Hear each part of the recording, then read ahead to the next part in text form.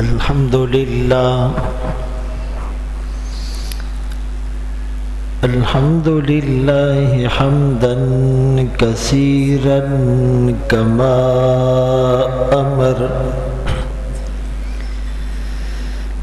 ونشهد أن لا إله إلا الله وحده لا شريك له في الخلق والأمر إرغاما لمن جحد به وكفر ونشهد أن سيدنا وسندنا ومولانا محمدا عبده ورسوله المبعوث إلى الأسود والأحمر لتتميم مكارم الأخلاق لا يخلق نبي ولا رسول بعد ولا أمة بعد أمته ولا شريعة بعد شريعتي ولا كتاب بعد كتابي صلى الله تعالى عليه وعلى آله وأصحابه الذين هم خلاصة العرب العرباء وخير الخلائق بعد الأنبياء وهم كالنجوم في السماء للاهتداء والاقتداء وهم مفاتيح الرحمة ومصابيح الغرر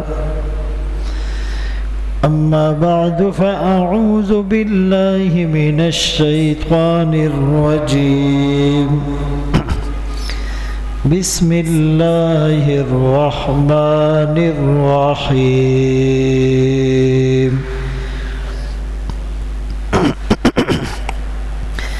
يا أيها الذين آمنوا لم تقولون ما لا تفعلون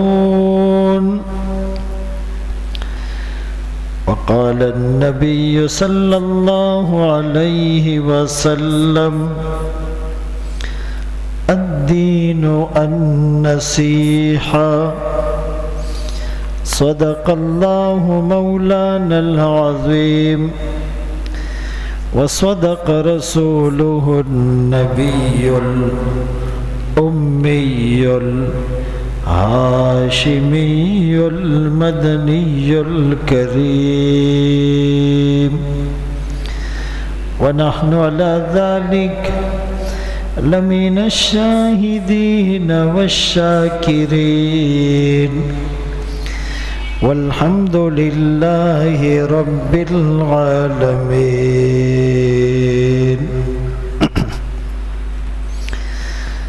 ثنا گو پتا پتا ہے خدایا دم بدم تیرا زمین و آسماں تیرے یہ موجود و عدم تیرا جو دنیا میں تیرا کھا کر شکوے کرے یا رب تعجب ہے کہ اس پر بھی ہو لطف و کرم تیرا جو تو میرا تو سب میرا فلک میرا زمین میری اور اگر تو نہیں میرا تو کوئی شے نہیں میری.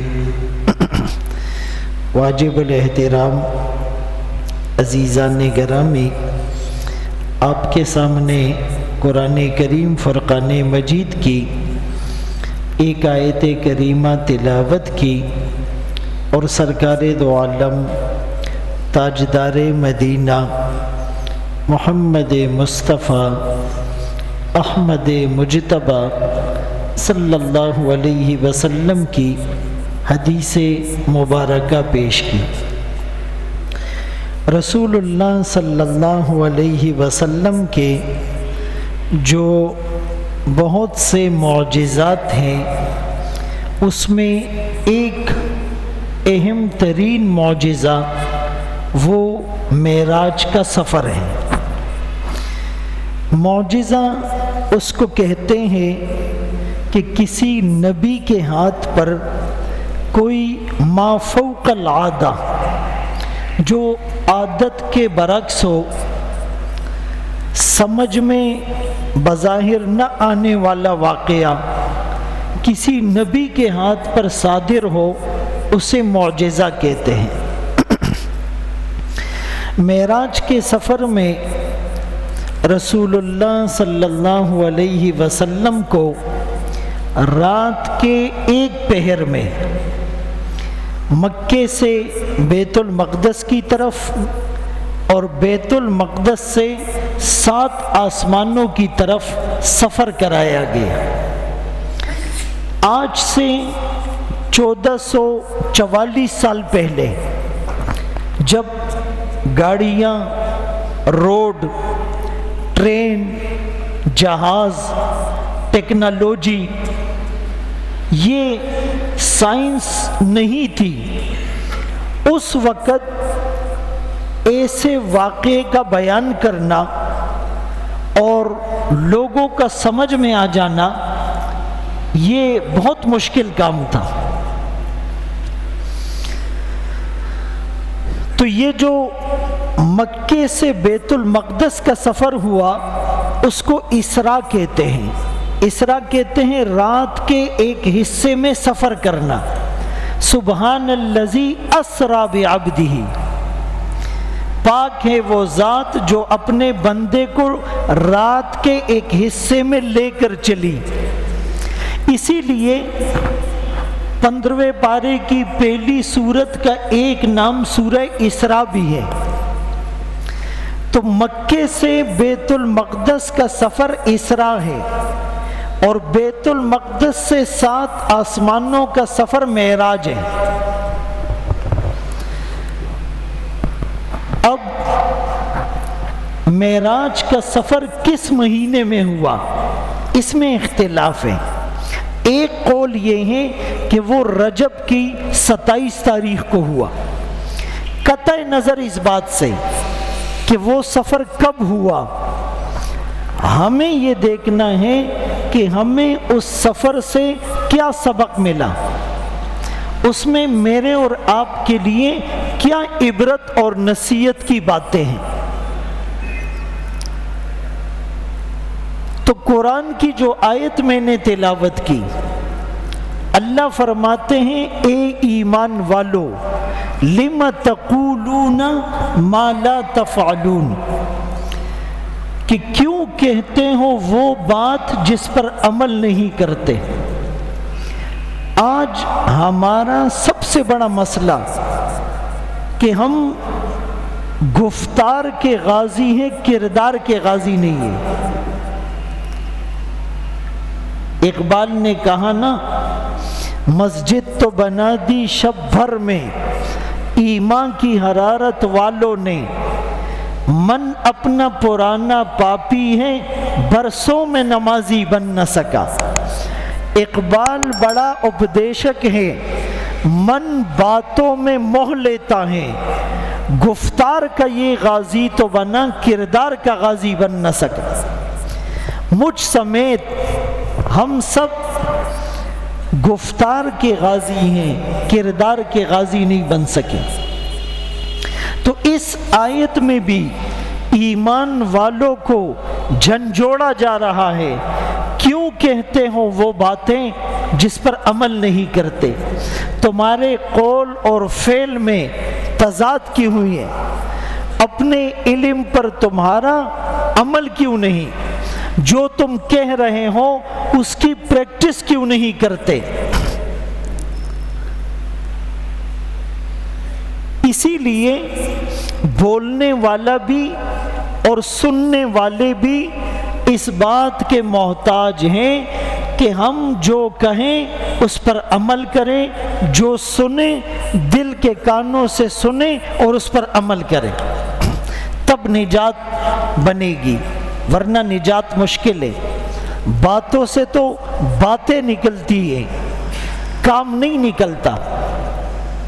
پرانے زمانے میں قصیدہ گو جو اشعار پڑھا کرتے تھے، بادشاہ کو خوش کرنے کے لیے ان کی خوشامد میں وہ قصیدے پڑھا کرتے تھے اور بادشاہ خوش ہو کر انہیں انعام دیا کرتا تھا۔ جو جتنا اچھا قصیدہ پڑھتا، بادشاہ کی مدح میں اور بادشاہ کی تعریف میں جتنے اچھے الفاظ کا انتخاب کرتا، اس کو اتنا قیمتی انعام سے نوازا جاتا۔ تو ایک دفعہ غالباً ہارون الرشید کے دربار میں ایک قصیدہ گو، قصیدہ پڑھنے والا آیا اور اس نے بادشاہ کو خوش کرنے کے لیے کچھ قصیدے پڑھے۔ بادشاہ خوش ہو گیا اور بادشاہ نے اناؤنس کیا کہ بھائی اس کو اتنے درہم انعام دے دیا جائے۔ وہ اور جوش میں آیا، اس نے دوسرا قصیدہ پڑھا۔ بادشاہ نے کہا اس کو کچھ دینار بھی دے دیے جائے۔ وہ اور خوش ہوا، اس نے اور اچھے اشعار پڑھے بادشاہ کی تعریف میں۔ بادشاہ نے کہا اس کو گھوڑا بھی دے دیا جائے۔ وہ اور خوش ہوا، اس نے اور اشعار اور قصیدے پڑھے۔ بادشاہ اور خوش ہو گیا، کہا اس کو ایک کوٹھی بھی دے دی جائے۔ غرض کہ پوری رات وہ بادشاہ کی شان میں قصیدے اشعار پڑھتا رہا اور بادشاہ اس کو انعامات سے نوازتا رہا اور اعلان کرتا رہا، اس کو یہ بھی دے دو، اس کو یہ بھی دے دو، اس کو یہ بھی دے دو۔ رات گزر گئی اور دربار جو ہیں وہ نشست اس کی ختم ہو گئی، سب اپنے اپنے گھروں کو چلے گئے۔ دوسرے دن وہی قصیدہ گو بادشاہ کے پاس آیا اور کہنے لگا جو انعامات میرے لیے آپ نے اناؤنس کیے تھے میں وہ لینے آیا ہوں۔ بادشاہ نے کہا کون سے انعامات؟ کہا جی ساری رات میں آپ کو خوش کرتا رہا اور آپ مجھے خوش کرنے کے لیے انعامات کا اعلان کرتے رہیں۔ وہ بادشاہ نے کہا وہ تو تم نے بھی مجھے باتوں سے خوش کیا، میں نے بھی تمہیں باتوں سے خوش کر دیا، انعام وینعام کچھ نہیں ہے۔ بھئی تم نے بھی مجھے باتوں سے خوش کیا، اشعار پڑھے، قصیدے پڑھے، تعریف میں زمین اور آسمان کے قلابے ملا دیے، مجھے تو اس سے کوئی فائدہ نہیں ہوا۔ تم نے بھی باتوں سے مجھے خوش کیا، میں نے بھی باتوں سے تمہیں خوش کیا۔ آج میری اور آپ کی مثال بھی ہے۔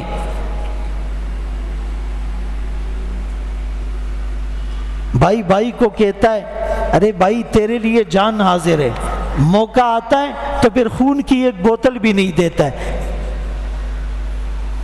ایسا ہے یا نہیں؟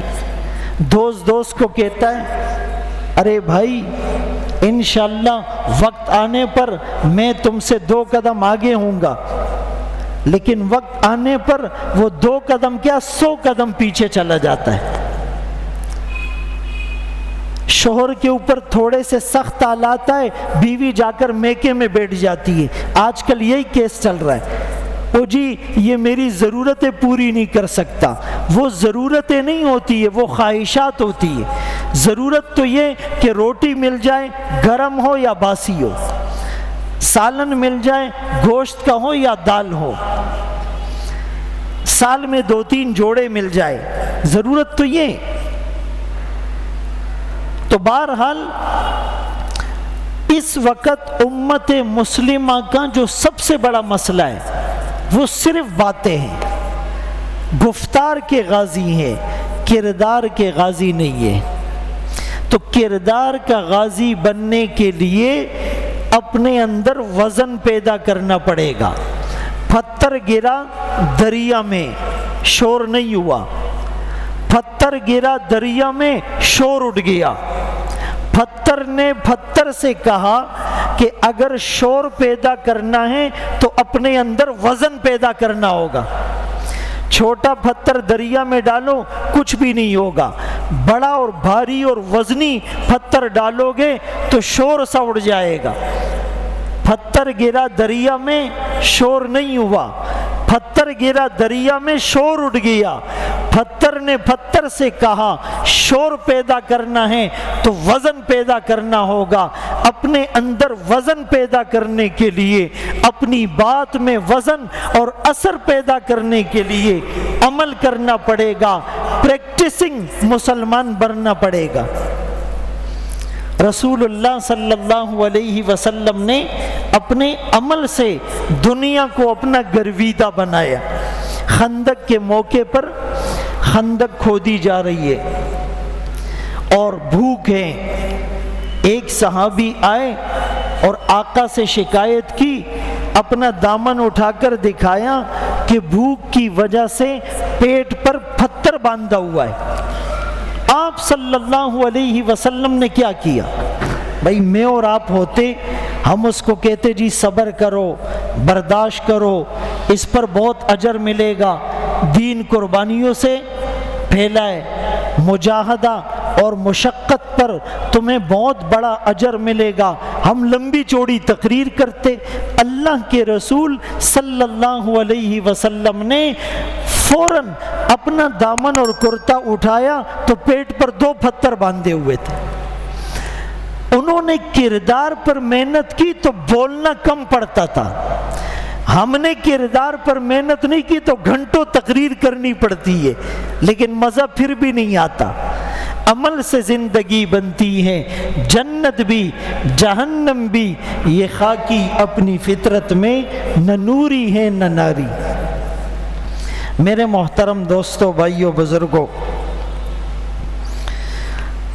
آج باطل اس میدان میں ہم سے آگے ہے، صحیح کرتا ہے یا غلط، لیکن جو کہتا ہے وہ کرتا ہے۔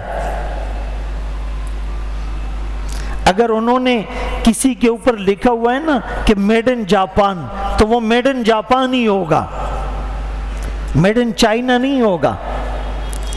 اور یہاں پر لکھا ہوتا ہے میڈ ان جاپان اور شیرشاہ میں بن رہا ہوتا ہے، ایسا ہے یا نہیں؟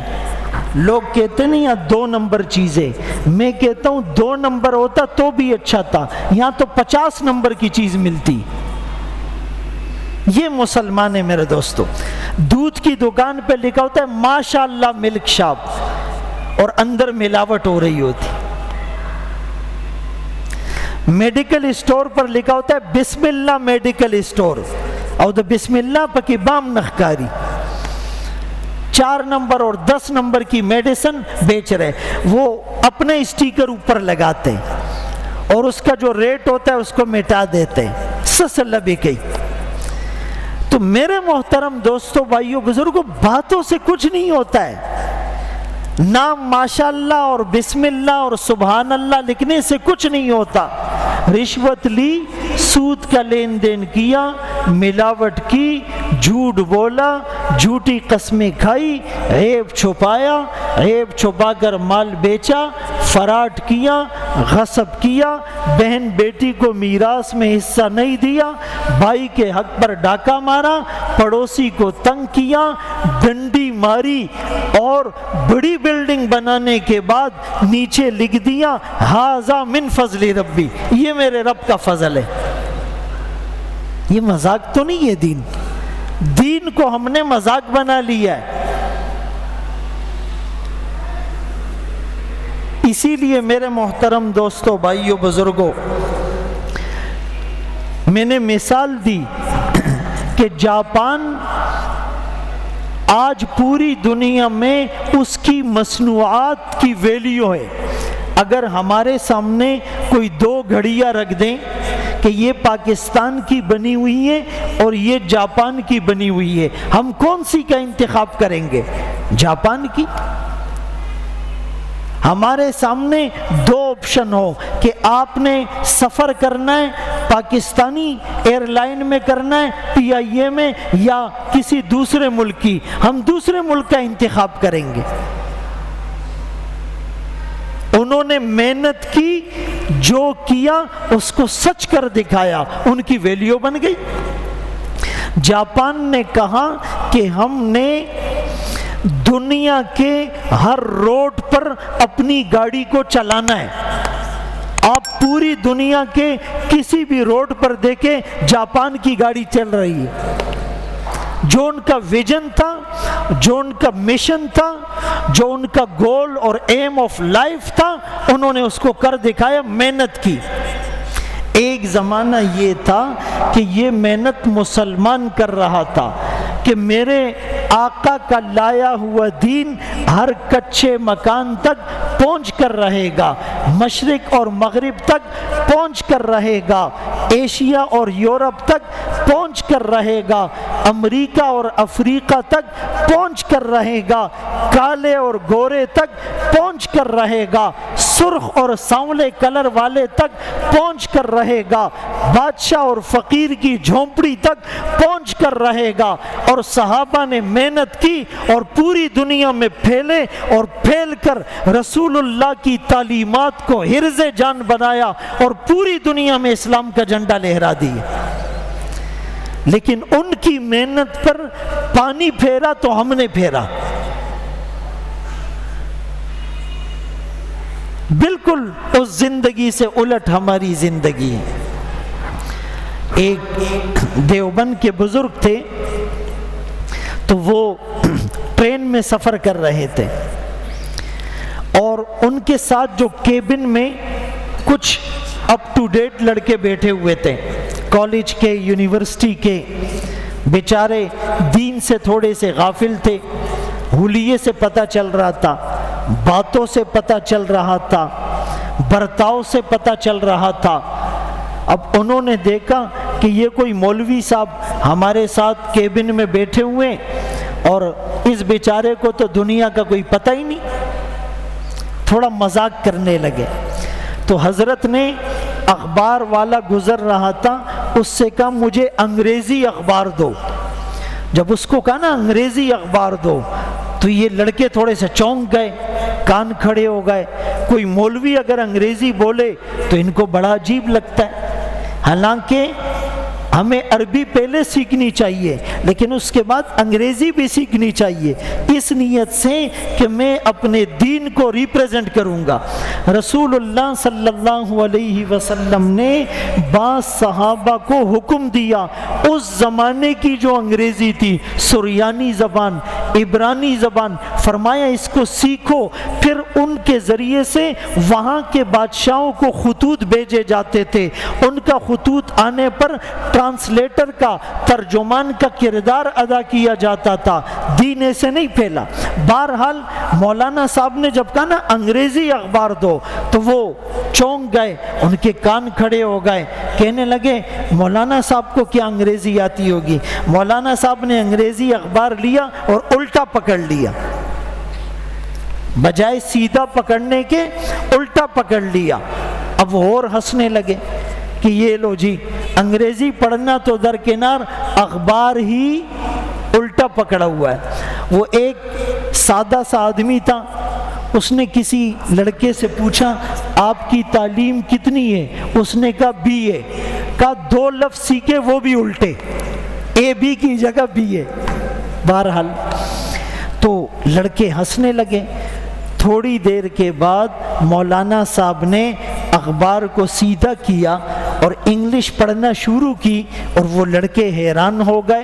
پھر مولانا صاحب نے کہا دیکھو یہ انگریز کا اخبار تھا، انگریز کی زبان تھی، انگریز کا کلچر تھا، میں نے الٹا پکڑا، تمہیں ہنسی آئی، لیکن تم نے پورے اسلام کو الٹا کر دیا ہے۔ تمہارے بال سنت کے مطابق نہیں، تمہارا چہرہ رسول اللہ کے مطابق نہیں، تمہارا لباس صحابہ کے لباس سے میل نہیں کھاتا، تمہارا کردار، تمہاری گفتار، تمہاری صورت، تمہاری سیرت، تمہارا کھانا، تمہارا پینا، تمہارا سونا، تمہارا جاگنا، تمہارا چلنا، تمہارا پھرنا، تمہارا اوڑھنا، تمہارا بچھونا، تمہاری خلوت، تمہاری جلوت، تمہارا دن، تمہاری رات، تمہاری صبح، تمہاری شام، تمہاری معاشرت، تمہاری معیشت، تمہاری شادی، تمہارا غم، تمہارا بات چیت کرنا، تمہارا گانے سننا،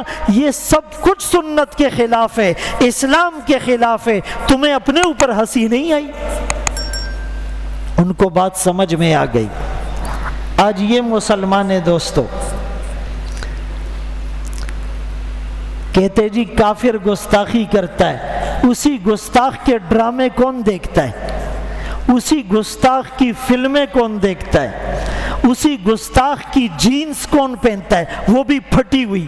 انگریز کی پینٹ غلطی سے پھٹ گئی اور جلدی میں وہ پہن کر نکل آیا، مسلمانوں نے کہا یہ نیا فیشن ہے، دکستے پینٹو نہ اشلول۔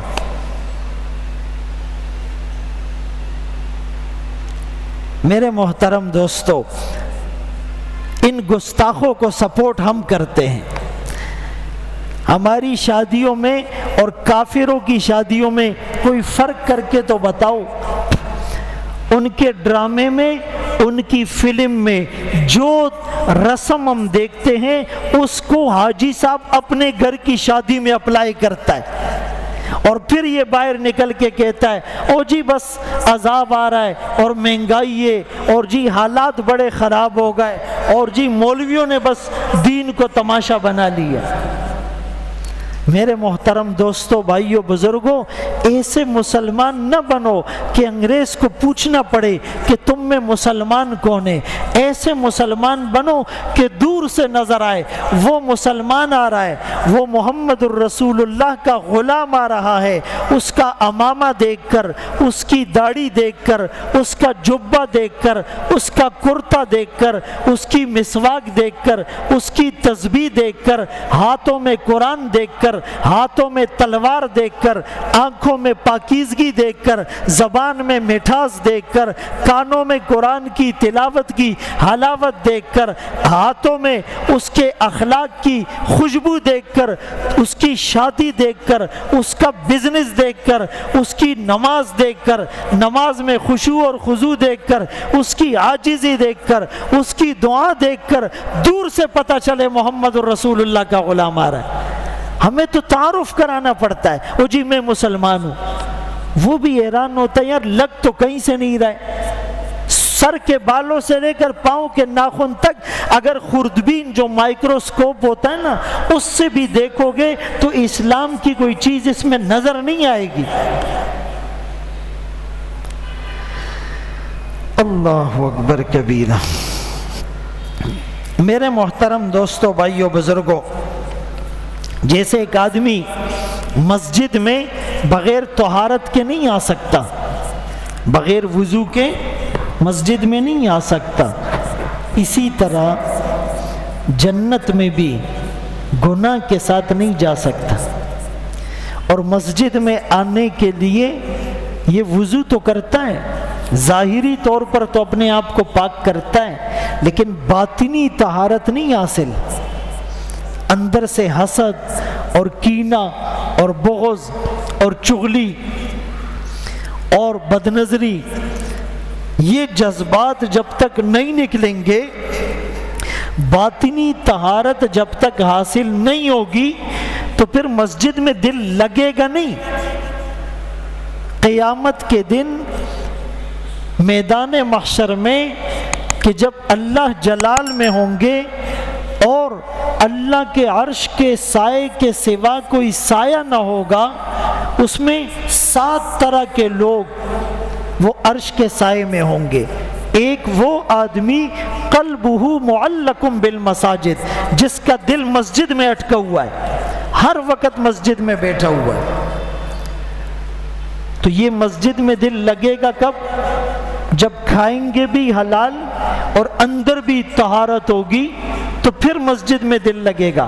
حرام کھانے والا، حرام کمانے والا، رشوت لینے والا، سود کا لین دین نام بدل بدل کر کرنے والا، جھوٹ بولنے والا، غیبت کرنے والا، جھوٹی قسمیں کھانے والا، حسد کینہ بغض کرنے والا، اس کا دل مسجد میں لگے گا ہی نہیں، یہ آخر میں آئے گا اور پہلے جائے گا۔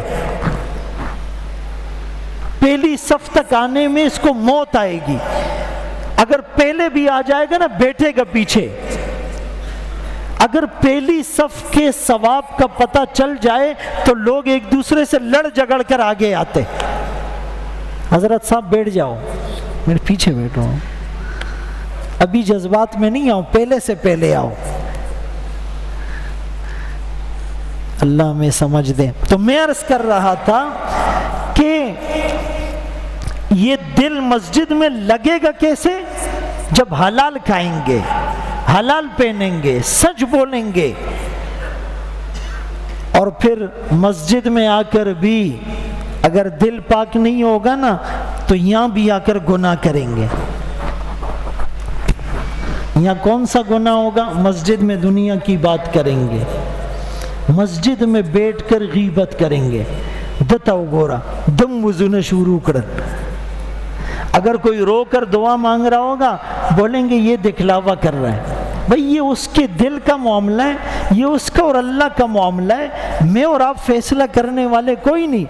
ہو سکتا ہے میری 50 سال کی نمازیں کام نہ آئے اور اس کی ایک نماز کام آ جائے، ہو سکتا ہے کہ بھائی میرے 50 سال کا رونا کام نہ آئے اور اس کا ایک دن کا رونا عرش کے ستون ہلا دے، یہ تو اس کا معاملہ ہے۔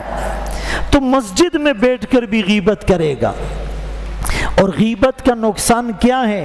یہ جو معراج کا سفر تھا، اللہ اکبر کبیرہ، اس میں رسول اللہ صلی اللہ علیہ وسلم کا گزر ایک جماعت پر ہوا، جبرائیل امین ساتھ ہے، ان لوگوں کے ناخن تانبے کے ہیں، لمبے لمبے ناخن تانبے کے، اور وہ اپنے ناخنوں سے اپنا چہرہ نوچ رہے ہیں، خون نکل رہا ہے۔ جب پورا چہرہ زخمی ہوتا ہے تو پھر چہرہ ٹھیک ہو جاتا ہے، پھر وہ نوچنا شروع کر دیتے، بڑی تکلیف میں ہے اور بڑا کریہ المنظر، ہیبت ناک منظر ہے۔ اللہ کے رسول صلی اللہ علیہ وآلہ وسلم نے جبرائیل امین سے پوچھا یہ کون لوگ ہیں، ان کا کیا گناہ تھا، کون سا عمل یہ دنیا میں کرتے تھے؟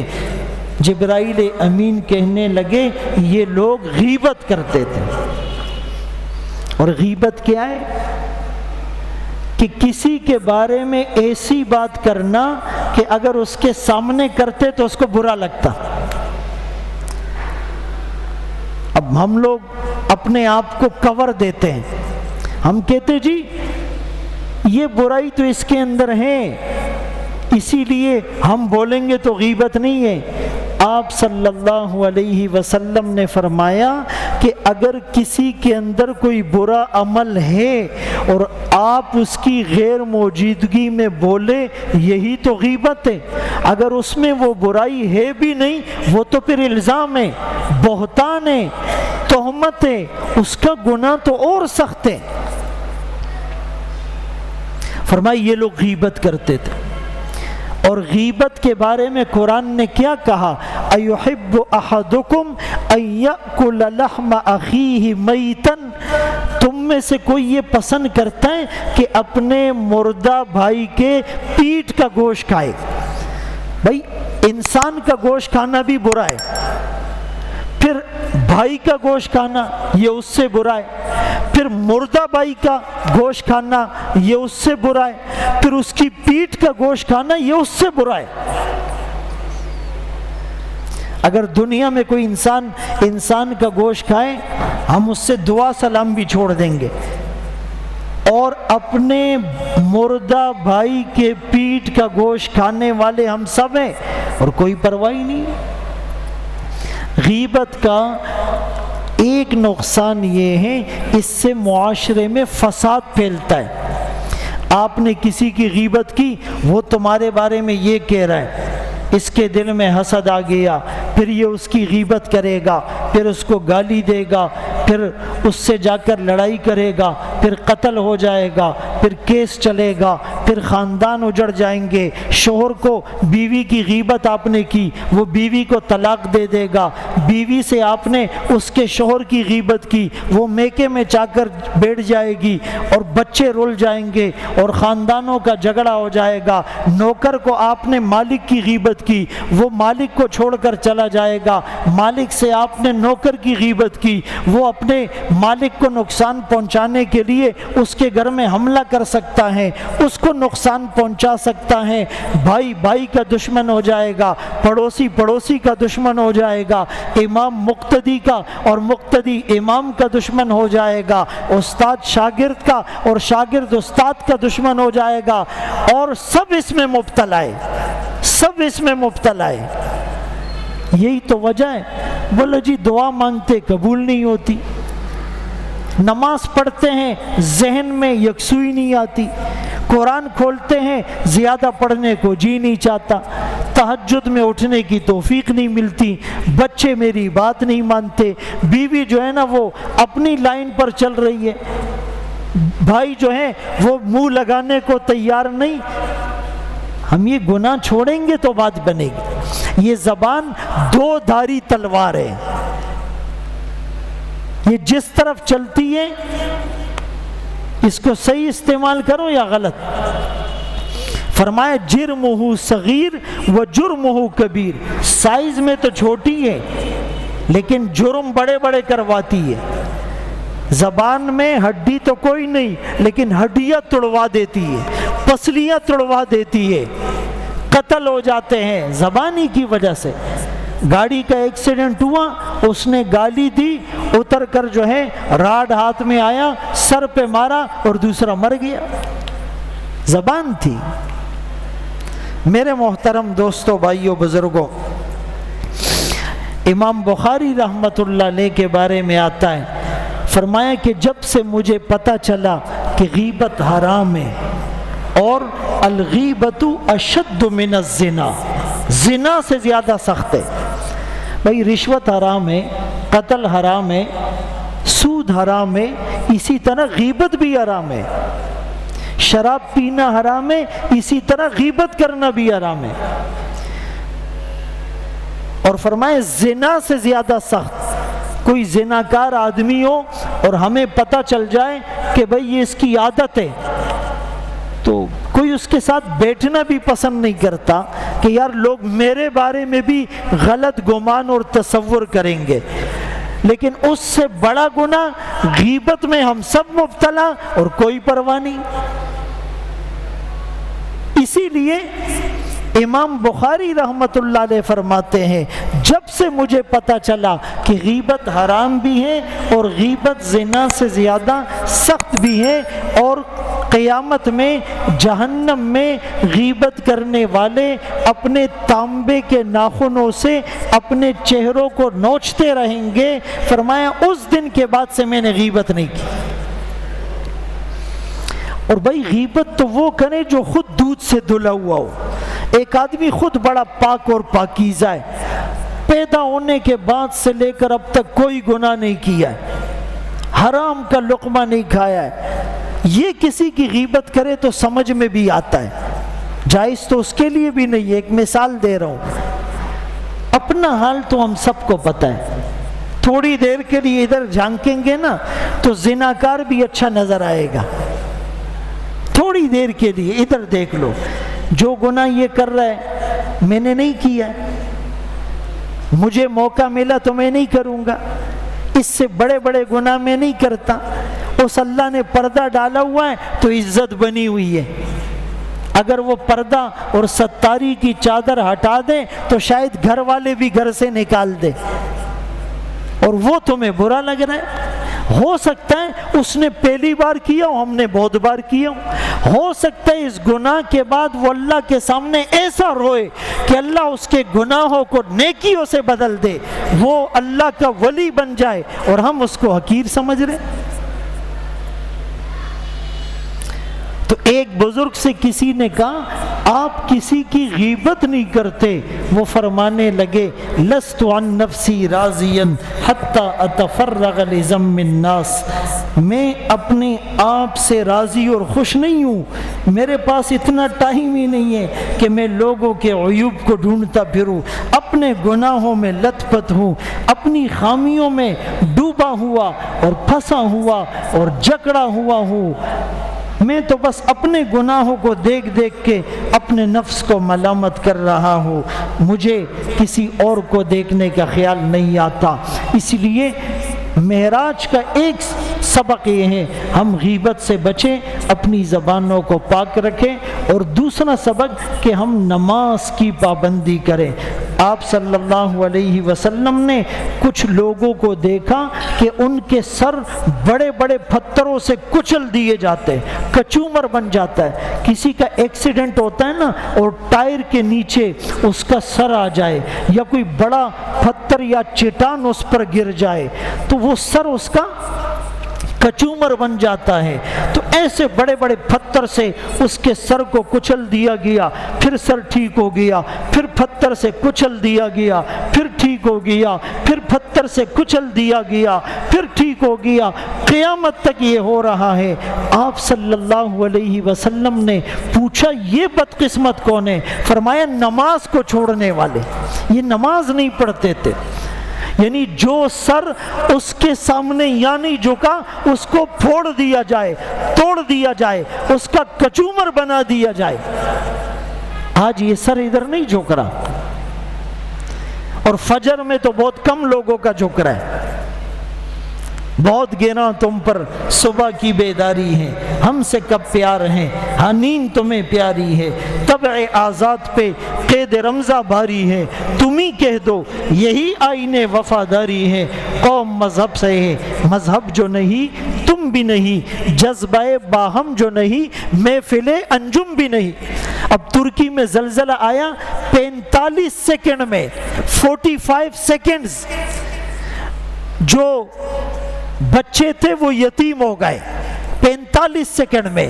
جو عورت تھی وہ بیوہ ہو گئی، جو مرد تھا وہ بے سہارا ہو گیا، جو کروڑ پتی تھا وہ فقیر بن گیا، جو محل والا تھا بے گھر ہو گیا۔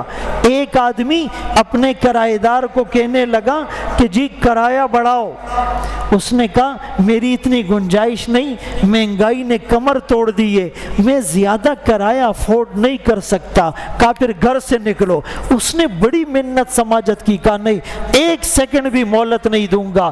اس کو زبردستی گھر سے نکالا، وہ گھر سے نکلا، زلزلہ آیا اور 45 سیکنڈ پہلے یہ گھر والا تھا، 45 سیکنڈ بعد یہ بھی بے گھر ہو گیا۔ اللہ کے بندوں کو بے گھر کرنے والوں، اللہ ہمیں بے گھر نہیں کر سکتا؟ یہ تو جھٹکے کی بات ہے۔ اسی لیے ہم ان باتوں پر عمل کریں، رمضان کے لیے ابھی سے تیاری شروع کریں، گناہوں کو نوٹ کریں کس کس گناہ میں مبتلا ہو اور پھر اس سے جان چھوڑانے کی کوشش کریں۔ اللہ ہم سب کو ان باتوں پر عمل کی توفیق نصیب فرمائے۔ وآخر دعوانا ان الحمدللہ رب العالمین۔